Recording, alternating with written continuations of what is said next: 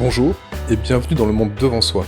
Je suis Christophe Caron et chaque semaine, nous revenons sur l'actualité politique française ou internationale avec Jean-Marie Colombani, directeur de la publication de Slate.fr, et Alain Frachon, éditorialiste au Monde, spécialiste des questions internationales. Bonjour messieurs. Bonjour Christophe. Bonjour Christophe. Cette semaine, c'est de nos zones de confinement que nous réalisons ce monde devant soi. Nos excuses par avance pour la qualité sonore de cet épisode qui sera par ailleurs un peu plus court que d'habitude. Alors, à l'heure où nous enregistrons ce podcast, l'épidémie Covid-19 a fait en France 372 morts pour près de 11 000 cas recensés et on ne sait combien de cas passés sous les radars. Le pays est en état d'urgence sanitaire et on parle d'1 mois de confinement au moins pour inverser la courbe des contaminations. On verra ce que donne le Conseil de défense de ce vendredi. 1 mois, c'est long, et comme le ministre Véran l'a rappelé, plus elle sera respectée, moins la période de confinement durera. Pourtant, beaucoup de Françaises et de Français ont du mal à appliquer les règles. Alors oui, c'est difficile, mais comment analysez-vous cette rétivité d'une partie de la population, Jean-Marie ? C'est très difficile parce que il faut se rendre compte des nombreux chocs qui ont été assénés sur la tête de cette population. Alors évidemment, on peut s'irriter de voir hier les images de bains de soleil, les images de marchés bondés où les gens se bousculaient, des images, moi-même dans mon propre quartier, de gens qui couraient ensemble, de groupes de jeunes qui se promenaient ensemble, comme si de rien n'était, simplement profitant du printemps. En même temps, il y a eu tous ces chocs successifs, il y a la part du tempérament national, il y a toujours un temps de latence forcément entre le moment où on donne des consignes et le moment où elles sont enregistrées, acceptées, évidemment le mot accepter étant le plus important, et le moment où elles sont mises en pratique vraiment.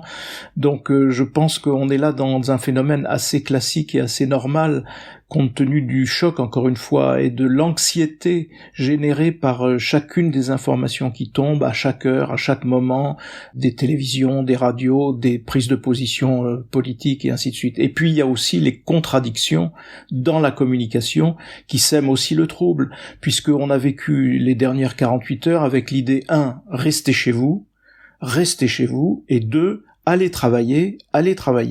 Après, on dit oui, mais allez travailler si vous êtes dans un secteur essentiel. Ah oui, mais quels sont les secteurs essentiels ? Donc tout ça, mis à bout, ça explique un petit peu la situation actuelle, me semble-t-il. Moi, j'ajouterais juste 2 remarques à ce que vient de dire Jean-Marie. La première, c'est que le confinement est aussi une sorte de révélateur ou de mise en relief des inégalités dans le logement, bien entendu, des inégalités dans le quartier aussi, dans l'équipement du quartier, des inégalités devant le bruit, mais aussi des inégalités culturelles, des inégalités devant l'ennui. La deuxième remarque, c'est que pour rebondir sur ce que disait Jean-Marie, oui, c'est dans le tempérament français ou gaulois, mais je pense aussi que la France a d'autant plus de mal à observer ce confinement que nous sommes dans une période depuis 25, 30 ou 40 ans de défiance à l'adresse de nos institutions, de défiance à l'adresse du politique. C'est aussi un problème qui se pose dans nombre de démocraties, mais qui se pose particulièrement à la France. Alors on croit plus volontiers les bobards qu'on peut trouver sur les réseaux sociaux et on a du mal à croire dans les consignes qui sont données par nos gouvernants. En même temps, en discutant ensemble, Alain, hier, vous faisiez allusion à un article du New York Times qui analysait les différences culturelles de comportement et qui faisait que l'Europe avait beaucoup plus de mal à vivre le confinement que l'Asie, par exemple, voire même peut-être que les États-Unis. Absolument, parce que, si vous voulez, l'Europe est une civilisation urbaine. C'est même une des civilisations les plus urbaines. Près de 60% de la population européenne habite dans les villes. Elle va au café, elle va au restaurant, elle fait ses courses, si vous voulez, pas tant dans des grands malls comme en Amérique ou en Amérique latine, par exemple, mais non, chez encore le commerce individuel reste très important. Et donc, nous sommes une civilisation du rassemblement, de la discussion, de la fête autour d'une table, une civilisation du zinc, si vous voulez. Et évidemment, cette civilisation-là, elle souffre plus du confinement que si vous habitez les États-Unis, par exemple. L'habitat est plus dispersé, même si l'habitat urbain est important, mais même l'habitat urbain est différent. On habite la banlieue, on travaille au centre-ville, mais on habite la banlieue. Et donc voilà, ce sont des habitudes de civilisation, des habitudes culturelles différentes différentes qui font que, assurément, le confinement est plus difficile à Paris, à Rome, etc., que dans une grande banlieue américaine. Alors, face à ces Françaises et à ces Français qui ne respectent pas les règles de confinement édictées par le gouvernement, beaucoup de voix, sur les réseaux sociaux ou ailleurs, louent le modèle autoritaire chinois dans la lutte contre le coronavirus. Comme si, en cas de crise, face au danger, les principes démocratiques ne comptaient plus. Jusqu'où, selon vous, une démocratie libérale peut aller pour se protéger en cas de crise ? Le gouvernement fait, en attendant, a pris un certain nombre de mesures, et on observera que cette nuit même, à l'Assemblée et au Sénat, les mesures dites du plan l'état d'urgence sanitaire ont été adoptées à l'unanimité. De même que vous vous souvenez du consensus qu'il y avait eu après les attentats de 2015 au Parlement et dans l'opinion française en général sur des mesures plus restrictives liées aux attentats. Donc, faut toujours se souvenir en même temps que l'état de droit n'est pas un état de faiblesse. Alors simplement, il est renforcé à l'occasion, ici et là, comme on est en train de le vivre. Mais je ne pense pas qu'il y ait, de ce point de vue-là, les études d'opinion sont assez claires. Les gens, majoritairement, adhèrent aux mesures qui sont proposées par le gouvernement.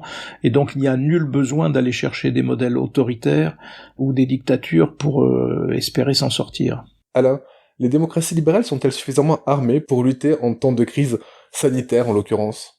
Alors moi, je vous ferai une observation. J'ai l'impression qu'elle doit clore le débat, si vous voulez, sur cette question-là. Lutter contre la maladie, lutter contre les épidémies, etc., ça suppose une libre circulation de l'information. Ça suppose que vous n'avez pas peur de dire à votre supérieur qu'on ne respecte pas le plan et qu'on a un sacré problème d'épidémie dans telle ou telle partie de la ville ou dans telle ou telle région. Ça suppose ce type de transparence et de circulation de l'information. Je vous ferai remarquer, mon cher Christophe, qu'il y a 3 communautés chinoises qui s'en sortent particulièrement bien dans la lutte contre le coronavirus. Ce sont Hong Kong, Singapour et Taïwan, et qui, chacune d'entre elles, à sa manière, est beaucoup plus démocratique et plus libérale, même s'il y a des gradations dans le niveau de liberté politique entre ces 3 entités, mais chacune d'entre elles est plus libérale au sens de la libre circulation, la libre expression, que la Chine populaire, si vous voulez, que la Chine de Pékin. Alors, je crois que c'est un bon sujet d'observation aussi. Là où on s'en sort le mieux, en Asie, eh bien, c'est là où c'est le plus démocratique, n'est-ce pas ? Vous avez raison, Alain, ces 3 zones s'en sortent particulièrement bien dans la lutte contre le coronavirus. Mais je voudrais revenir sur l'état de l'opinion. Jean-Marie, vous avez parlé de l'adhésion des Français aux mesures décidées par le gouvernement, et c'est vrai que 76% des Françaises et des Français ont été convaincus par l'allocution présidentielle de lundi. Les sondages sont donc bons pour Emmanuel Macron, mais en même temps, les critiques se font de plus en plus vives. Agnès Buzyn a ouvert le bal dans Le Monde, puis de nombreux employés et ouvriers ont manifesté leur mécontentement face à un gouvernement qui pousse les entreprises à continuer leur activité. Les profs, de leur côté, commencent à s'émouvoir des propositions de Blanquer de modifier le calendrier scolaire et de raccourcir la pause estivale. Alors, est-ce que cette gestion de la crise peut créer des tensions sociales ? En tout cas, il y en a déjà en effet quelques-unes que vous avez relevées, mais on est quand même, et ce qu'il faut avoir en tête, c'est que, comme l'a dit Emmanuel Macron, nous ne sommes qu'au début de la crise. Et donc, d'une certaine façon, le pire est à venir. Donc, le début du confinement n'est que le début, en effet, de ce que nous allons subir. Et donc, tout cela, je crois, mettra entre parenthèses des polémiques qui peuvent naître ici et là. Il faut convenir que Agnès Buzyn n'est pas très convaincante dans sa démonstration, parce qu'elle avait elle-même fait des déclarations disant qu'à ses yeux, quand elle était ministre de la Santé, le virus ne toucherait pas grand monde en France, ainsi de suite. Alors le contre-feu qui a été aussitôt allumé, c'est cette polémique sur les masques, en disant la pénurie de masques, ça n'est pas nous, c'est les décisions du prédécesseur d'Emmanuel Macron, à savoir François Hollande. Donc là, on est vraiment dans le pire scénario, je trouve. Alors même que ce qu'on pourrait reprocher, d'abord, ce qu'il faut comprendre, c'est que les gens qui sont aujourd'hui incités à travailler, ils ont peur du manque de précautions, ils demandent à être protégés davantage. C'est le cas des policiers, c'est le cas des gens qui sont aux caisses des supermarchés, et ainsi de suite. Et puis il faut aussi se dire que le gouvernement peut ne pas être très clair, lui non plus. Par exemple, sur les masques et sur les tests, moi j'ai de vraies interrogations. Sur les masques, quand on écoute Pékin ou surtout, ou plus encore la Corée du Sud, qui ont imposé le port du masque à tout le monde, ça a quand même été très efficace. Et quant aux tests, l'OMS ne cesse de dire il faut tester un maximum de gens, il faut tester systématiquement. La doctrine française est rigoureusement inverse. Donc tout ça peut en effet traduire, déboucher sur une forme d'irritation ou de mécontentement, mais je pense que tout ça viendra plus tard, une fois que l'épisode commencera à être derrière nous, où là la politique, les débats, les polémiques reprendront tous leurs droits. Là, je pense que même si le gouvernement et le président sont obligés d'une certaine façon de naviguer à vue, je pense que l'opinion majoritairement continuera de les suivre. Alain ? Un exercice de science politique absolument remarquable et étonnant, si on peut se livrer un peu un petit moment académique, c'est comment gouverner dans une démocratie dans ce type de situation qui ressemble un peu à la guerre, mais qui n'est pas la guerre. Eh bien, vous avez des paramètres qui sont très compliqués. L'exercice de la gouvernance en démocratie face à une crise comme celle-là, que ce soit en France, en Grande-Bretagne ou ailleurs, si vous voulez, est particulièrement difficile pour au moins deux raisons. D'abord parce que l'épidémie, le virus, etc., véhiculent autant d'irrationalité, de peurs et de fantasmes que les grands thèmes comme les migrations. Et ensuite, pour une deuxième raison, c'est que l'échelon politique est amené à prendre des décisions dans un climat d'incertitude scientifique. Parce que si vous faites le spectre des spécialistes en épidémie, des épidémiologistes, vous avez quand même des avis assez largement différents sur cette question, qui plus est face à un virus qui jusqu'alors n'était pas très bien connu. La décision politique intervient sur une base scientifique alors qu'on est dans une situation d'incertitude scientifique. Ajoutez à cela que cet exercice se déroule avec une opinion publique qui d'un jour à l'autre peut être chauffée à blanc par les réseaux sociaux. On va quitter le scientifique pour parler économique. Édouard Philippe a évoqué un coup d'arrêt massif à l'économie et a souligné que le temps d'après demanderait un effort considérable pour repartir.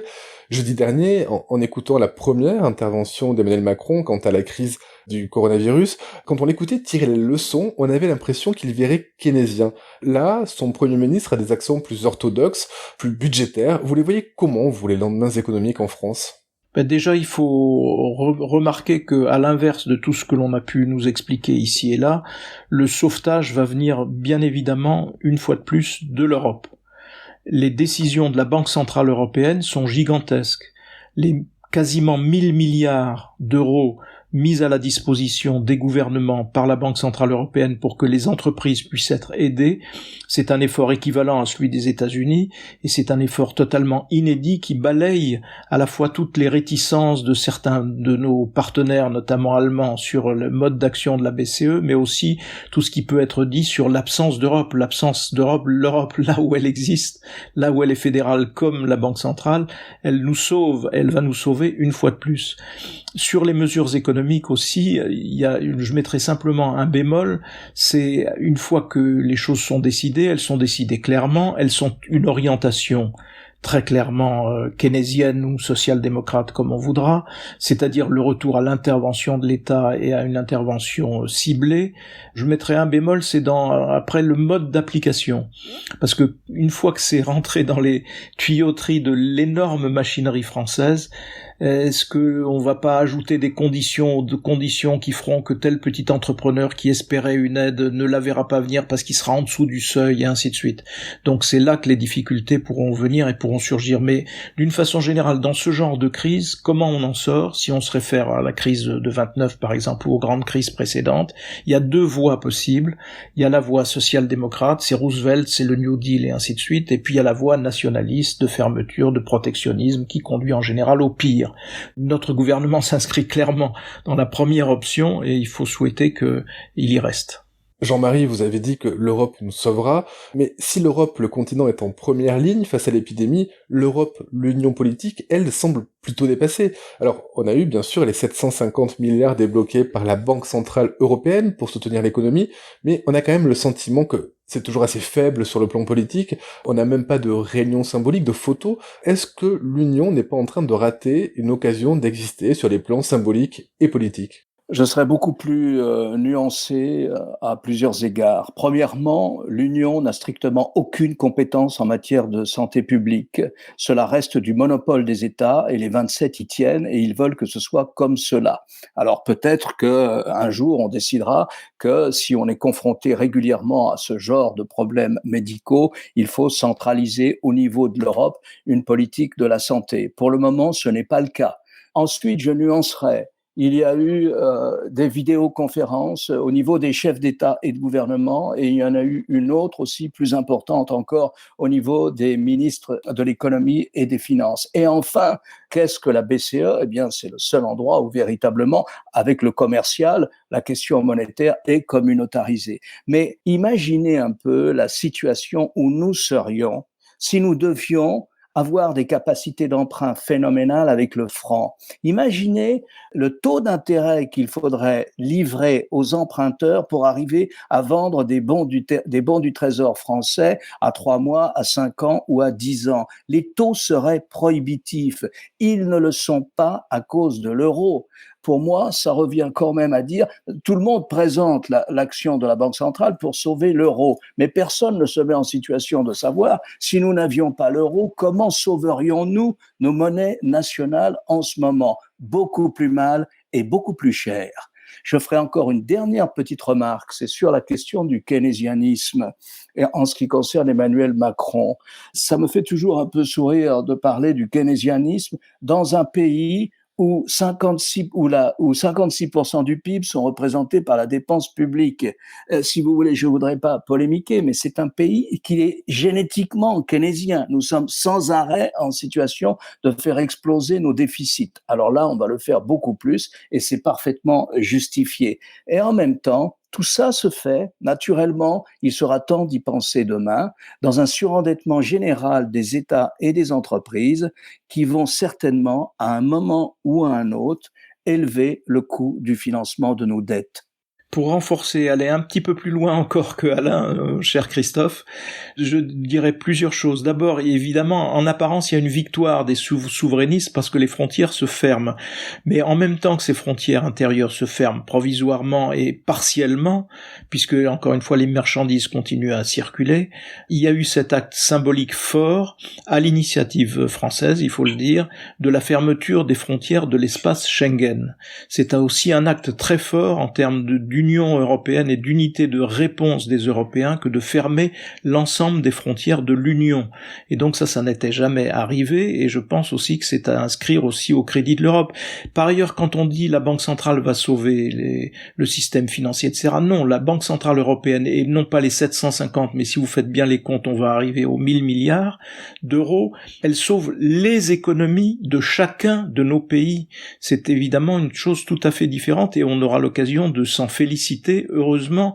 Je pense que donc tous les discours qui sont sur l'absence de l'Europe, à mon avis, sont assez à côté de la plaque, compte tenu de cette réalité-là qui est puissante et qui est totalement inédite et dont on verra les effets dans les aides qui seront accordées au gouvernement. Par ailleurs, sur les notions de déficit, il faut aussi arrêter de dire qu'on piétine les disciplines collectives et que c'est le chacun pour soi, parce que dans le traité lui-même de Maastricht, il est précisé qu'en circonstances exceptionnelles, ces critères-là n'existent plus. Et donc on est dans l'application stricte du traité de Maastricht, comme l'avait fait Nicolas Sarkozy et d'autres en leur temps. Je rappelle que sous Nicolas Sarkozy, le déficit était monté à 7% du produit intérieur brut, et c'était l'application des règles communes européennes. Donc il faut là aussi raison garder dans le réflexe qui est un réflexe très national et très répandu aujourd'hui, consistant à dire mais où est l'Europe ? L'Europe ne fait rien, et ainsi de suite. Merci, messieurs, d'avoir rendu justice à l'Union européenne, et merci pour cet éclairage. On se retrouve la semaine prochaine, même endroit, même heure, pour un nouvel épisode du Monde devant soi. Merci Christophe. Merci Christophe. Vous venez d'écouter Le Monde devant soi, un podcast Slate.fr à retrouver tous les samedis matins sur Slate.fr ou sur votre application de podcast préférée. Si vous avez aimé, n'hésitez pas à vous y abonner et à nous mettre 5 étoiles.